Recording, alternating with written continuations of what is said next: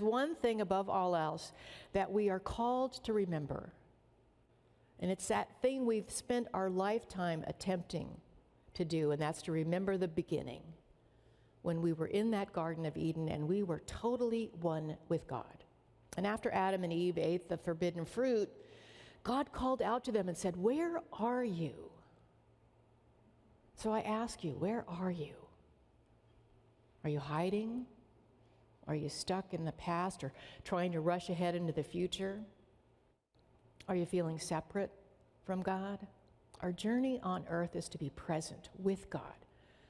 We're called to remember, not the beginning that started with Adam and Eve, but the one that says, "In the beginning, God," when we were one and totally one with God.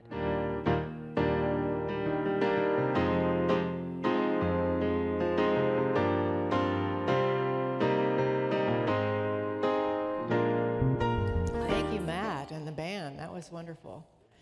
In my life, I love God more. Good morning. Good morning. So, Grandma and Grandpa were sitting in their porch rockers, watching the beautiful sunset and reminiscing about the good old days. And Grandma turned to Grandpa and said, "Honey, do you remember when we first started dating? And you used to reach over and take my hand." So Grandpa smiled and leaned over and took her hand. And next, Grandma said, "Grandpa, do you remember when we were engaged and you would just lean over and give me a little peck on the cheek?" And so Grandpa leaned over and kissed her on her wrinkled cheek. Now she's getting kind of bold now. She says, "Grandpa, do you remember after we were married, you used to kind of nibble on my ear?" Well, Grandpa got up and headed toward the house. Now, a little worried, Grandma's going, "Where are you going?" And he said, "To get my teeth." Last week was Memorial Day, which is historically known as a day of remembering, where we honor our past, we honor our heroes and our military who have gone before us, and we remember and honor our past.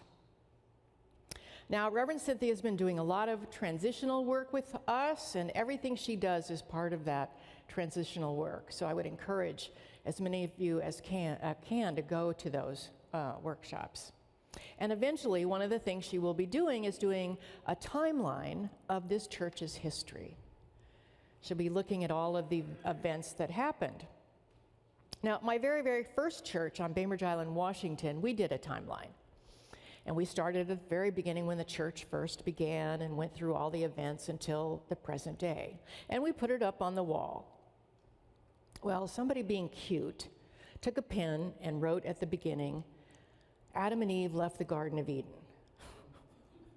I think the inference was we lived on an island, and so Adam and Eve probably left the garden and came to our island. Now, did you know in the story of Adam and Eve that God didn't kick both of them out of the garden? The Bible says God kicked the man out, and Eve was crazy enough to follow him. So there was a little boy who found an old family Bible in his house, and he opened it up, and he was, moving the pages really carefully, and all of a sudden something fell on the floor, and he picked it up. And he says, "Mama, look what I found." And his mother said, "What is it that you found?" It was a leaf that had fallen on the floor. And he picked it up, and he goes, "It's Adam's suit." Well, there are a lot of different versions of the Adam and Eve story. And in fact, most scholars question whether it was an event that even ever happened in history. It's seen more as an allegory that tells us about the very beginning of our creation and about our separation from God. Now, one of the stories in Genesis is that God put Adam to sleep so he could take the rib and create Eve. Now, did you know that nowhere in the Bible does it say he woke Adam back up? And so we've been in the process of waking up ever since. We try to remember our true origin, trying to remember that creation in the Garden of Eden and attempting to find our way back there. Now, we grow up believing and thinking and acting as if we are separate from God. And part of our process in our life is remembering that we are not separate. You know, even though we don't always live in that Edenic state, God has never left us. God is always present, always available.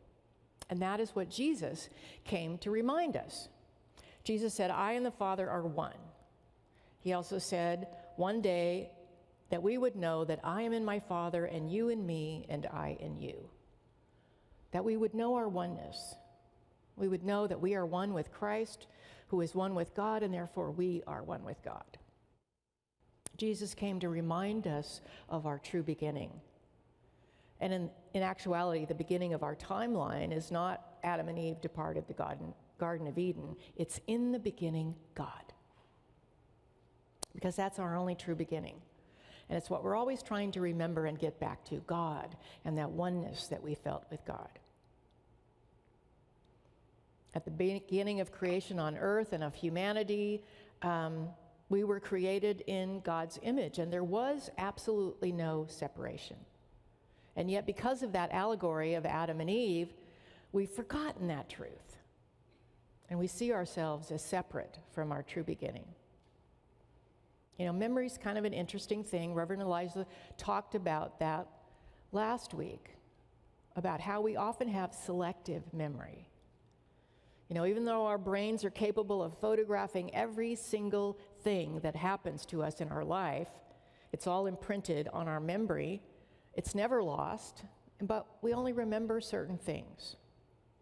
Now, I suppose in some circumstances like hypnosis, we may be able to remember more, although there's also that syndrome of false memory. But we do have the ability to remember everything because it's just stored in the cells of our brain. Unless, of course, you have something that keeps you from accessing that, like dementia or an accident. Now, my cousin had that happen to him. He used to work for Boeing, and he had a car accident, and in that car accident, he had a brain injury, and he lost 20 years of memory out of his life. I can imagine how stressful that must have been for him and his family. He couldn't go back to work at Boeing because he'd forgotten how to do his job. But think about it for a minute. He gets to choose how he will remember something. When someone tells him something that happened in the past, he doesn't have all that emotional baggage attached to it.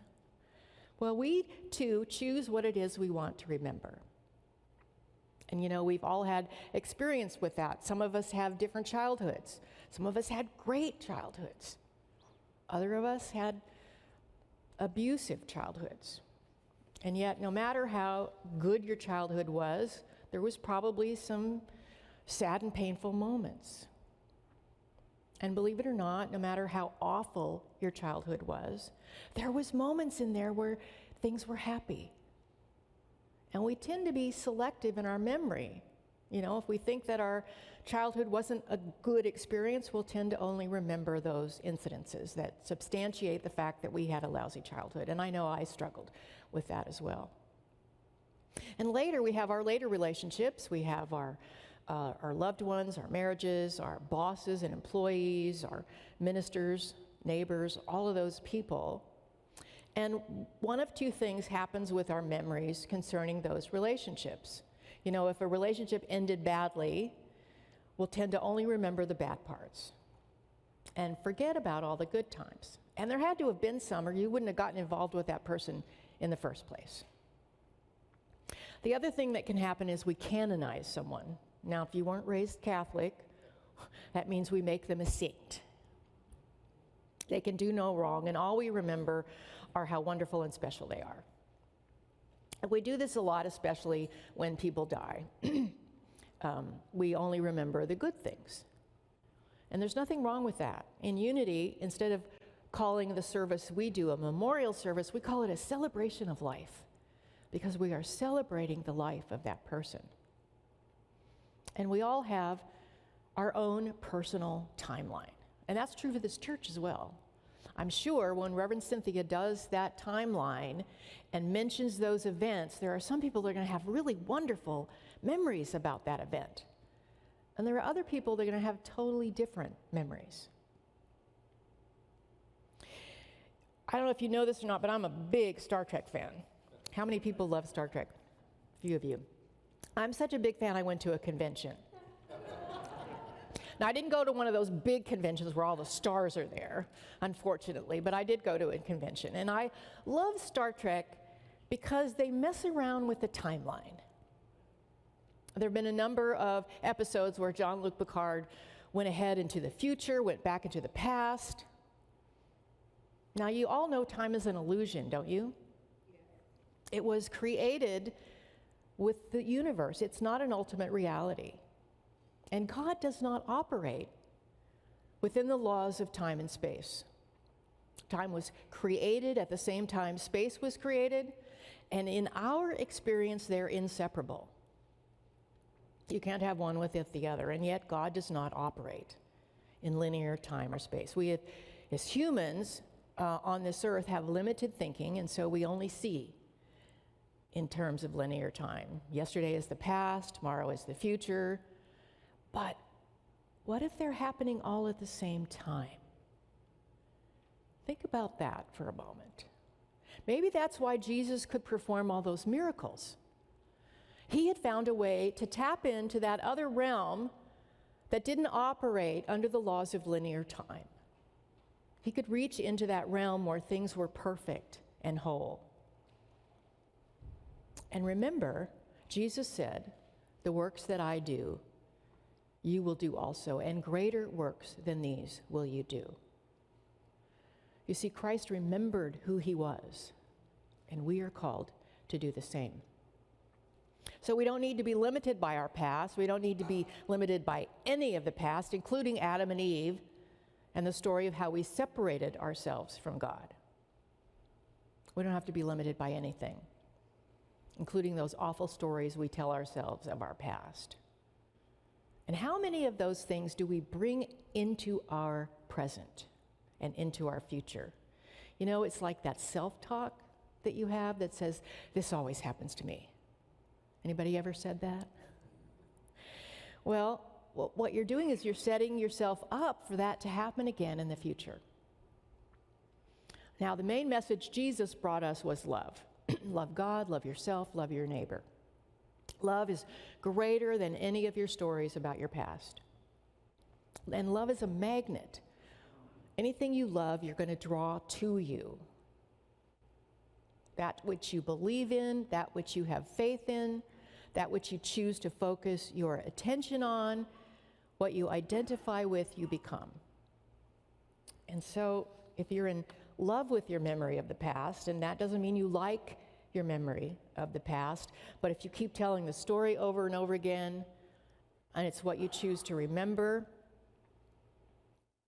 then that is what you will continue to manifest. And I want to tell you that either memory, good or bad, can keep us stuck.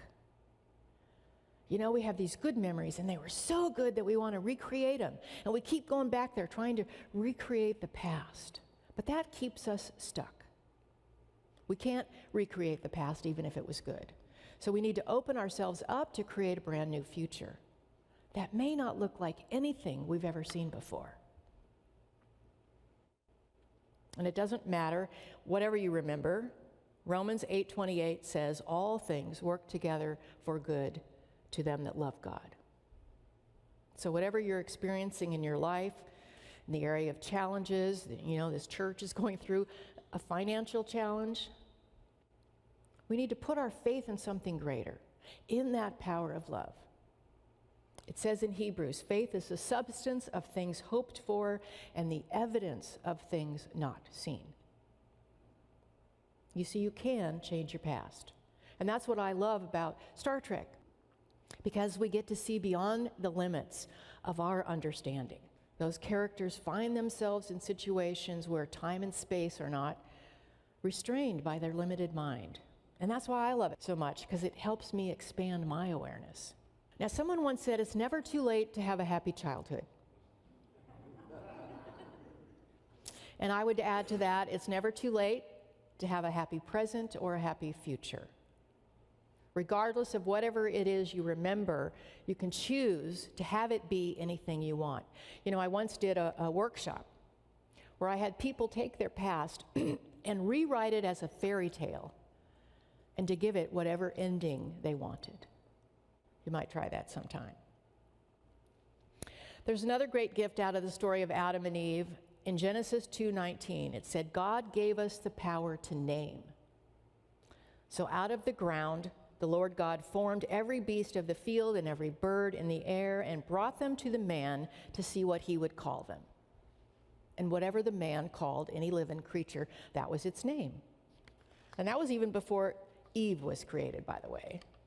In fact, Adam even named the woman Eve, and Eve means living. So the important thing is to remember that we have been given the power to name something. And whatever we name it, that is what it will be for us. Now, there was once a man who was hungry and tired, and he sat under a tree. Turns out it was a wish-fulfilling tree. And so he sat there and he said, I'm really lonely. I'd really like to have a companion. And all of a sudden, there was a beautiful woman sitting next to him. And then he thought, I'd really like to have a house to live in. And all of a sudden, there was this beautiful house. And so they walked into the house, and then he said, I'm hungry. I'd sure like some food to eat. And all of a sudden, a cook appeared and laid out this beautiful feast. Now, he could have sat down and eaten the food. Instead, he thought, my goodness, everything that I have thought about has come true. There must be a devil in here. Guess what? A monster appeared, and all of a sudden he got frightened, and he said, it's going to eat me. And guess what it did? Our thoughts are powerful. Whatever we choose to name a thing is what it will become. So be selective about what it is you choose to remember. I used to have this magnet on my refrigerator that said, the past is history, the future is mystery, and today is a gift. That's why we call it the present. Just like Star Trek, the past and the future and the present all merge together as one, and it's our choice how we see it.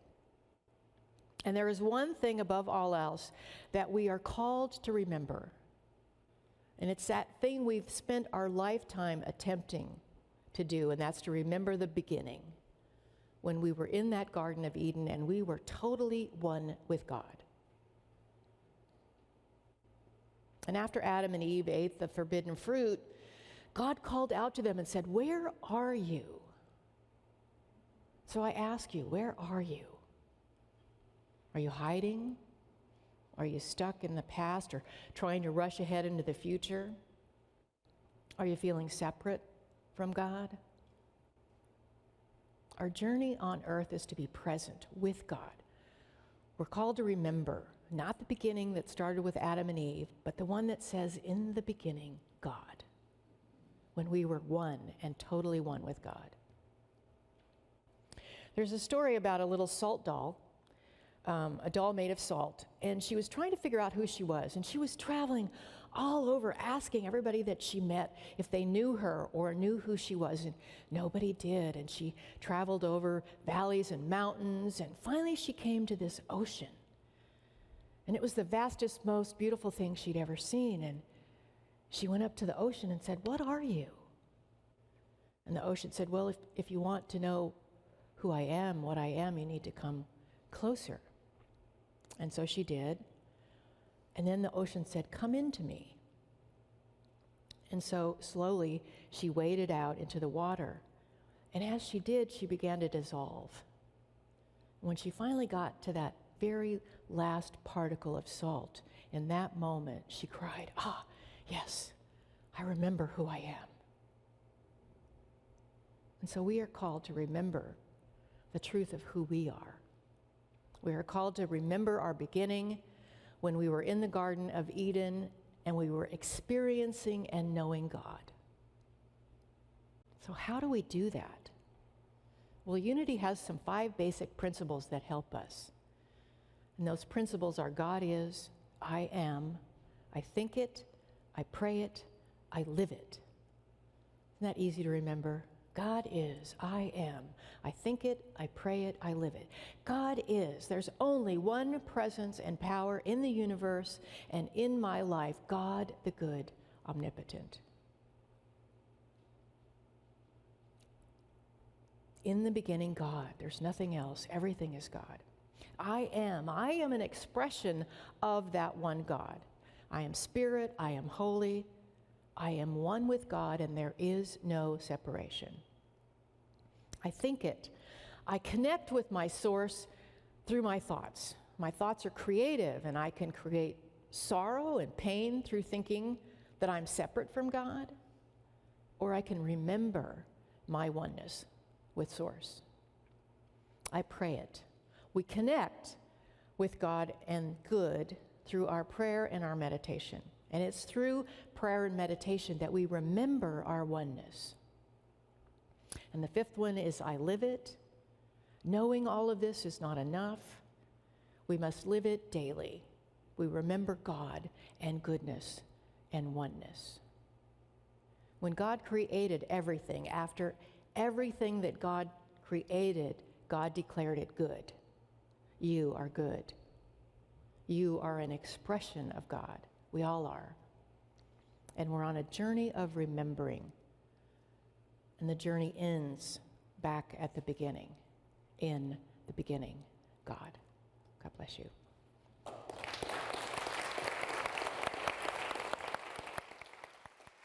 Divine love through me blesses and multiplies all that I am, all that I have, all that I circulate, and I am grateful.